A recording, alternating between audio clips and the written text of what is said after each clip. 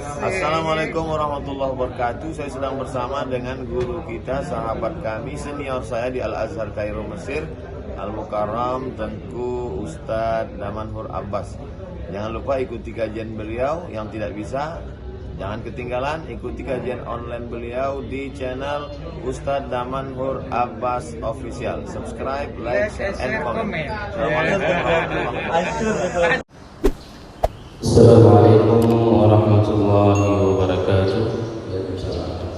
Alhamdulillah ni'matihi tatimmus salihat wa bifadlihi tatanazzalul barakat. Asyhadu an la ilaha illallah lahu da'watul haq harisun 'alaiha wa wajaba tabsyiri biha wal takum minkum ummatun yad'una ila al-khair wa ya'muruna bil ma'ruf wa yanhauna 'anil munkar wa ulaika humul muflihun. وأشهد أن محمدا عبده ورسوله بلغ الرسالة وأدى الأمانة ونصح الأمة وكشف الغمة حتى آتانا اليقين ليلها كنهارها لا يزيغ عنها إلا هالك. اللهم صل على هذا النبي الكريم محمد وعلى آله وأصحابه أجمعين واحشرنا على زمرته وأمتنا على ملته وأحيينا على ملته مع الذين أنعمت عليهم من النبيين والصديقين والشهداء والصالحين وحسن أولئك رفيقا. رب اشرح لي صدري ويسر لي أمري واحلل عقدة من لساني يفقهوا قولي أما بعد. Para asatiz yang saya muliakan, ayah bunda yang saya cintai, dan bapak ibu jemaah salat subuh yang dirahmati Allah, mari pertama-tama kita panjatkan puji dan syukur kita kepada Allah yang telah memberikan nikmat iman kepada kita sehingga kita dapat melaksanakan kesalehan-kesalehan di dalam mengawali kehidupan kita di hari ini. Salawat dan salam mari sama-sama kita panjatkan kepada junjungan kita Nabi besar Muhammad sallallahu alaihi wasallam yang telah mengajarkan kepada kita segala aspek kehidupan.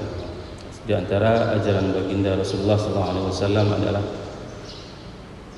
mendahulukan yang kanan dan mengakhiri yang kiri. Tidak ada satupun ajaran agama di atas muka bumi ini yang mengajarkan kepada umatnya, memberikan pedoman kepada umatnya sedetil seperti ajaran Rasulullah SAW mengajarkan kepada kita. Bayangkan Bapak Ibu jemaah yang dirahmati Allah, Rasul mengajarkan kepada kita kaki mana yang harus kita pakai terlebih dahulu sendal, dan kaki mana yang harus kita lepas dulu sendalnya. Ini diajarkan oleh Rasulullah SAW begitu detailnya. Pada saat kita ingin menggunakan sesuatu, maka tayammum itu merupakan salah satu dari sunnah Rasulullah, menggunakan dengan yang kanan dan melepaskan dengan yang kiri. Ini merupakan di antara sekian banyak urusan yang memang menjadi pedoman dalam kehidupan kita yang diajarkan oleh baginda Rasulullah SAW. Oleh sebab itu, Bapak Ibu jemaah yang dirahmati Allah, marilah memperbanyak selawat kepada baginda Rasulullah SAW. Semoga dengan kita memperbanyak selawat tersebut bertambah kecintaan kita, bertambah kerinduan kita kepada Rasulullah SAW, sehingga semua jamaah yang berhadir pada subuh yang berbahagia ini akan mendapatkan syafaat di hari akhirat nanti dan diberikan air dari tangan suci oleh Rasulullah SAW dari telaga Kautsar. Allahumma amin. Baik Bapak Ibu jemaah yang dirahmati Allah, pada subuh sebelumnya kita sudah menjelaskan bagaimana mungkin secara saintis dialog antara penghuni surga dengan penghuni neraka. Dan kita sudah menjelaskan kalau bagaimana perkembangan teknologi, dan itu bisa dibuktikan hari ini. Seseorang bisa berbicara antara orang yang berada di Asia dengan orang yang berada di Afrika ataupun di Amerika ataupun benua Eropa. Tidak ada batasannya. Kenapa? Karena ada sebuah syarat yang memang untuk bisa memfasilitasi pembicaraan itu yang dinamakan dengan medium. Ada pengantar yang bisa mengantarkan seseorang itu bisa berkomunikasi. Hal juga yang paling mudah dilakukan oleh Allah. Pada saat penghuni surga berdialog dengan penghuni neraka, pada saat penghuni neraka berdialog dengan penghuni surga. Pada subuh yang berbahagia ini kita akan membacakan surat Al-A'raf ayat 50 tentang bagaimana dialog penghuni neraka dengan penghuni surga. Apa yang mereka mintakan? Penghuni neraka ini minta apa? Curhat apa kepada penghuni surga? Mari sama-sama kita bacakan firman Allah. A'udzubillahi minasyaitonirrajim. Bismillahirrahmanirrahim. Wa nada ashabun nari ashabal jannah an afidu alaina minal ma' aw mimma razaqakumullah qalu innallaha harramahum 'alal kafirin. Wa nada ashabun nar, dan penduduk neraka memanggil penduduk surga, an afidhu 'alaina minal ma', untuk diberikan air kepada kami, au mimma razaqakumullah, atau apa saja yang diberikan rezeki oleh Allah kepada kalian, kepada kami. Qalu innallaha harramahum 'alal kafirin, bahwasanya Allah mengharamkan kesemuanya itu terhadap orang-orang kafir. Siapa mereka? Pada ayat 51 dijelaskan secara detail, ya. Alladzina ittakhadhu dinahum lahwan wa la'iban wa gharrathumul hayatid dunya falyawma nansahum kama nasu liqa'a yaumikum hadza wa ma kanu biayatina yahzarun. Ini merupakan tipe orang yang pada saat mereka nanti di dalam neraka adalah orang yang menjadikan agama mereka itu adalah dengan lahwa, dengan senda gurau, wala'iban, dan permainan, wa gharrathumul hayatid dunya, dan mereka tertipu daya dengan kehidupan di dunia. Fal yauma nansahum, pada hari itu ya, Allah akan melupakan mereka, kama nasu liqa'a yaumihim hadza, sebagaimana mereka melupakan pertemuan hari ini. Wa ma kanu biayatina yajhadun, maka karena mereka mengingkari, wa ma kanu biayatina yajhadun, bahwasanya karena mereka mengingkari tentang ayat-ayat yang telah kami putuskan kepada mereka. Di dalam tafsir Mafatihul Ghaib karangan Imam Fakhruddin Ar-Razi juz 14 halaman 77, beliau mengatakan bahwasanya kenapa permintaan wa nada ashabun nari ashabul jannah an afidhu ilaina, an afidhu alaina minal ma', kenapa penduduk neraka itu meminta kepada penduduk surga air, padahal mereka sudah tahu bahwasanya selama mereka di dalam neraka mereka tidak akan pernah mendapatkan apapun, karena ini adalah iqab mustamir, ini adalah balasan yang bersenantiasa, yang berkelanjutan. Imam Fakhruddin Ar-Razi mengatakan bahwasanya begitulah pedihnya azab neraka, sehingga apa? Pada saat mereka orang-orang yang dimasukkan ke dalam neraka itu mereka akan diazab. Di antara azab yang paling pedih itu adalah azab perut mereka itu akan terasa sangat sakit. Mereka akan terasa sangat kehausan. Sehingga apa? Mereka menginginkan hanya air saja. Padahal di dalam surga itu disediakan berbagai macam fasilitas air. Apa di antara jenis air yang dijelaskan dalam surga? Ada susu yang sangat bening, ada madu, ada arak yang tidak memabukkan. Tapi di sini mereka tidak meminta jenis-jenis itu. Tidak meminta jenis-jenis yang berbagai macam jenis air. Yang diminta penduduk neraka pada saat itu hanya air. Tak ubahnya kalau misalnya kita pergi ke sebuah warung, itu tersedia berbagai macam fasilitas air. Ada jus, ada air soda, air apa saja. Tapi karena memang kehausan yang sangat luar biasa, maka orang tersebut hanya meminta air. Berikanlah saya air putih. Ini menunjukkan bahwasanya penduduk neraka ini memang betul-betul sangat tersiksa dengan azab neraka. Au mimma razaqakumullah, atau apa saja yang diberikan rezeki oleh Allah. Kita akan bahas nanti pada saat menceritakan tentang wa'dul haq, tentang janji pasti Allah, bagaimana kondisi penduduk surga dan bagaimana fasilitas-fasilitas yang akan didapati oleh penduduk surga. Qalu innallaha harramahum 'alal kafirin, dan pada saat itu dikatakan bahwasanya orang-orang penduduk neraka itu telah diharamkan oleh Allah terhadap apa saja yang didapatkan oleh penduduk surga. Ini merupakan sebuah janji pasti Bapak Ibu jemaah yang dirahmati Allah. Dialog ini adalah dialog yang sudah dibocorkan oleh Allah kepada kita. Dialog ini adalah dialog nanti hari akhirat bagi penduduk neraka dengan penduduk surga. Akan tetapi Allah telah membocorkan dialog tersebut supaya apa? Supaya kita bisa mengambil ibrah, mengambil pelajaran, agar yang mengucapkan ini bukan kita. Agar yang mengucapkan dialog ini, transkrip dialog ini bukanlah kita yang pergi untuk melaksanakan salat subuh pada subuh yang berbahagia. Oleh sebab itu kita perlu memperbaiki bagaimana cara agar kita tidak termasuk seperti apa yang diungkapkan di dalam ayat ini. Siapa mereka itu? Di ayat 51 Allah menjelaskan, alladzina ittakhadhu dinahum lahwan wa la'iban. Mereka itu adalah orang-orang yang menjadikan agamanya itu sebagai permainan dan sebagai senda gurau.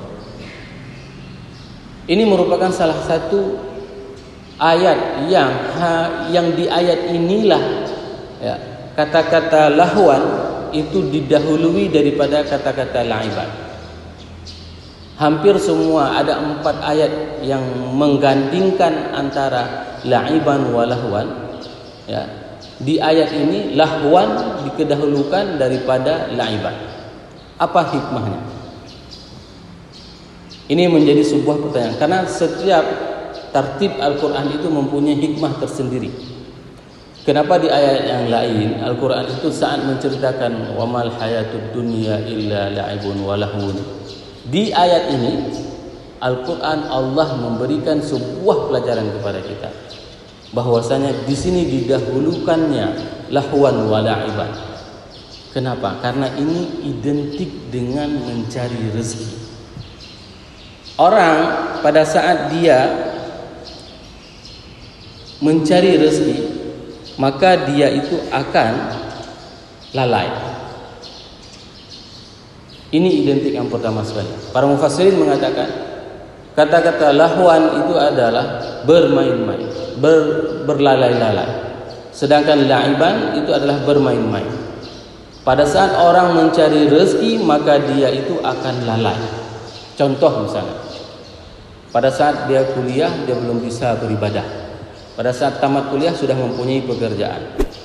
Dan pada saat dia mempunyai pekerjaan dia enggak sempat. Untuk salat subuh saja tidak sempat. Kenapa? Karena capek, lelah. Sehingga para ulama itu mengatakan bahwasanya jangan sampai kita ini menjadi ya, singa di siang hari dan bangkai di malam hari. Nah, pada saat kuliah tidak sempat mencari ilmu, tidak sempat beribadah. Pergi bekerja, pergi pagi, pulang malam sudah lelah langsung tidur. Bangun pun bukan karena salat subuh. Bangun dikarenakan karena ingin pergi kerja.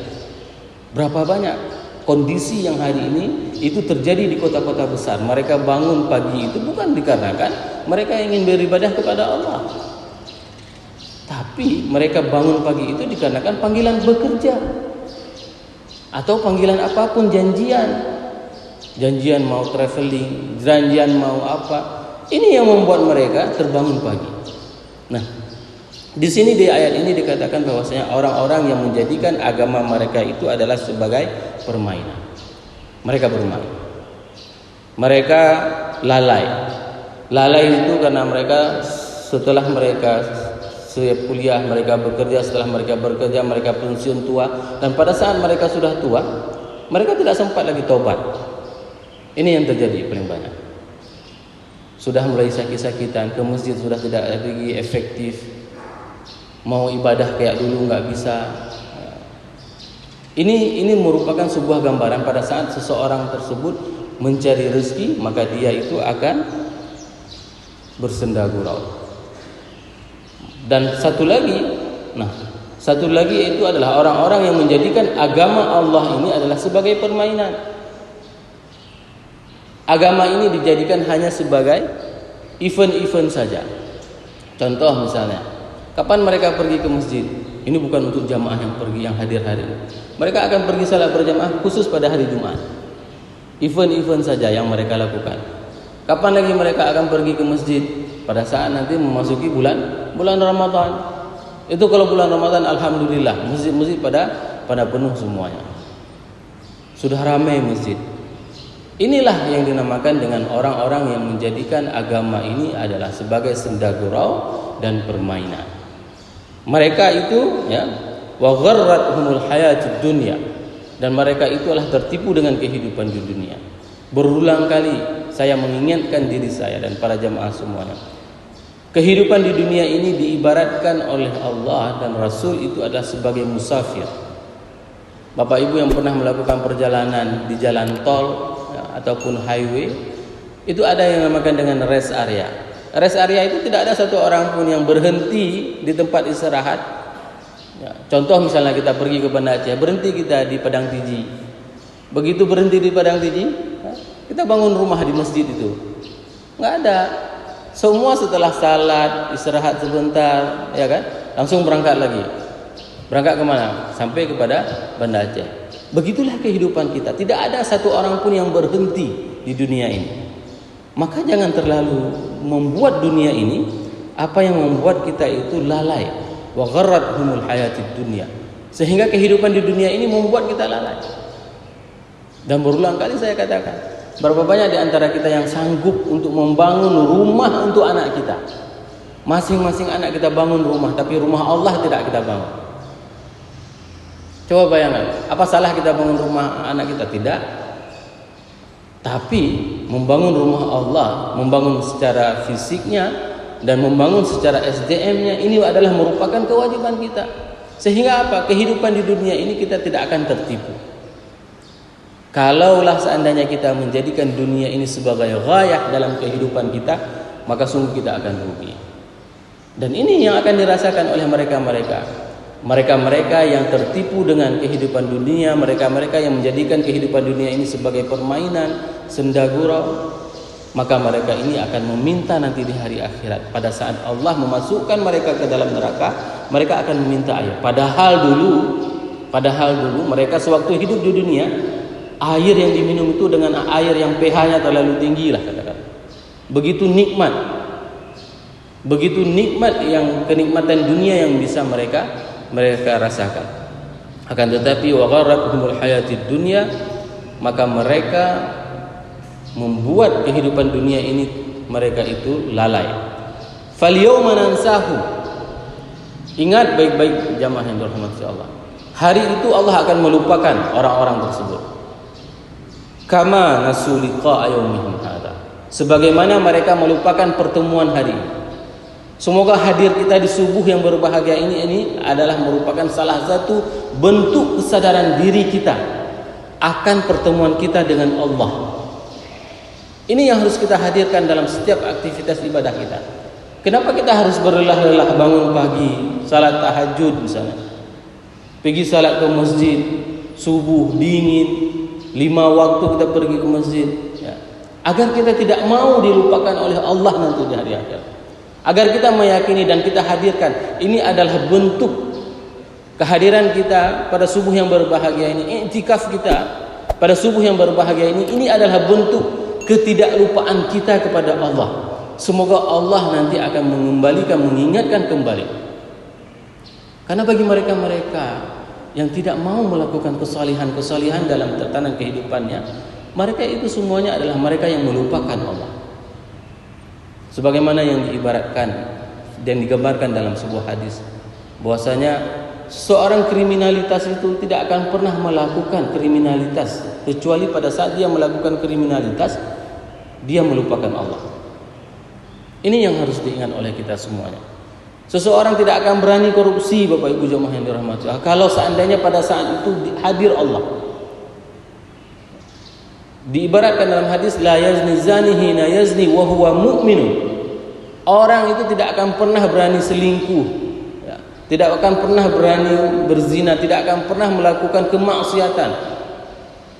Kenapa? Karena pada saat seseorang yang beriman itu hadir Allah bersamanya, maka tidak akan pernah mungkin kriminalitas, kemaksiatan itu bisa dilakukan oleh orang-orang mukmin, karena Allah selalu bersamanya. Maka inilah yang harus kita hadirkan pada saat setiap aktivitas yang akan kita lakukan, bahwasanya kita tidak akan melupakan Allah. Kita harus selalu menghadirkan Allah. Sehingga apa? Nanti pada saat kita dibangkitkan, ya, ini kita semua akan kita minta sama Allah. Imam tadi membacakan wa innakum lamayitun. Kita semua akan mati.